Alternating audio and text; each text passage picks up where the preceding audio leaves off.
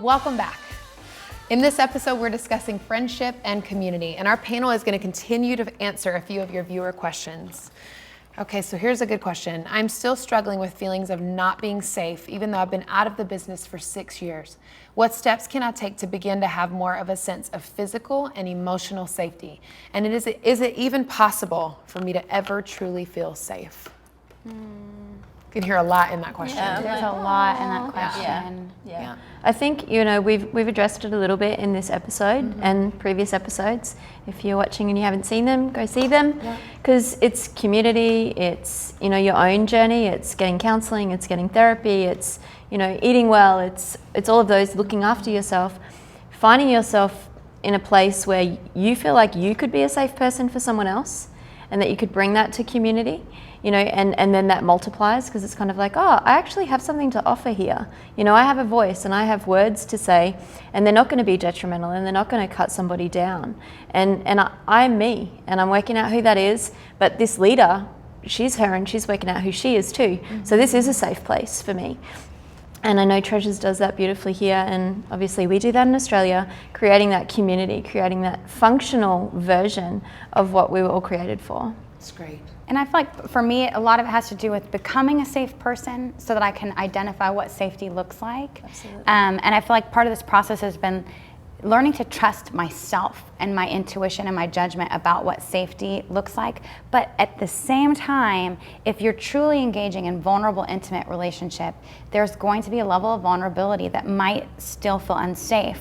But like we have lunches, you and I and some other friends, and we share stuff that it's like, ooh, I wouldn't want many people to hear what I'm about to share. Yep. But we can go there to that place of vulnerability and intimacy because we've established safe friendships already. Yeah. But there still feels like that it's that risk when you share and you're willing to be known and to be seen. It always feels a little bit scary to me. Yeah.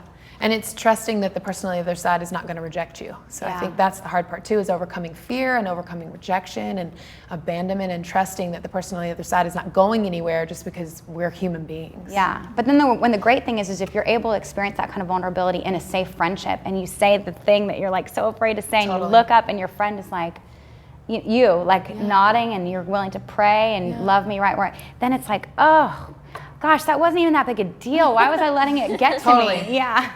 And it's so refreshing too to hear on the other side, me too. Yeah, totally, me too. Yeah. Me too, I've been dealing with that same thing, me too. Okay. Exactly.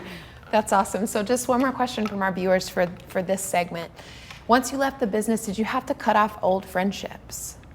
Yes. Full stop. No. A lot of them, because it was dysfunctional. It was unhealthy. I was dysfunctional. I was unhealthy. When I went into rehab, it was a whole nother level again. It was like, okay, well, I'd exited the sex industry and I'd removed all of those acquaintances and connections. And then it was I had to dissociate and move away from all the drug connections again. Like when I went to rehab, they were like, this isn't healthy, this isn't healthy, this isn't healthy, this isn't safe. And I was like, oh, so it's just like me, myself, and I. Wow. And for a season, it was, until I worked out that Jesus was the closest friend I could ever have. And then he has used the last 13 years to reveal to me what safety and what trust and what vulnerability and what integrity looks like. And I think that's the make it or break it point. Like if you're willing to sit in what feels like a lonely season, you discover that you don't need what you thought you needed, and that your heart is open for what will actually be the most fulfilling type of relationship you could have. So ladies, what about you? Any more thoughts about cutting off old friendships when you left the business? Absolutely. I found that I had to, and at first I battled with this desire to stay in their lives and love them, and even, I just discovered this God who loves me, and I wanted to share that with them. But what I found is their reactions to the changes that I was making were beginning to become unhealthy for me to be around, because they wanted me to be who I used to be. But there was an exception. I had one friend that I've known since I was a child, and I think she'd appreciate me saying her name is Melissa. And what I love about her, she's not Christian, but when I would call her up and tell her about something I was going through, she literally one time I remember said, well, what does the Bible say? Because you're saying that's what you believe. So what does the Bible say? And she's not a Christian, but I felt like I could keep her in my life. And I would be dumb to not keep her in my life, of course.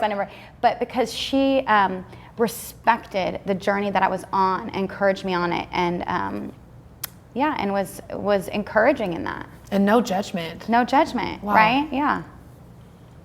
When I was in the industry, when I left, I didn't have deep friendships with anybody. So the friendships that I have kind of stayed the same. They're still very distant. But these girls, I went on an outreach, and one of the girls that was there that knew me, as soon as I walked up, she's like, "Don't make me cry, Christy," because she said she's just been asking where I'd been all these years. And so that's the kind of friendships that I have with them, where they know that they can talk to me. You know, and about anything, and yeah. That's great. And so there were some that you were able to keep because now you're a safe place for them, Right. and some that you had to cut off. Right. Yeah, that's awesome. Thank you girls so much for sharing. You know, we've heard it said that our friends determine our destiny.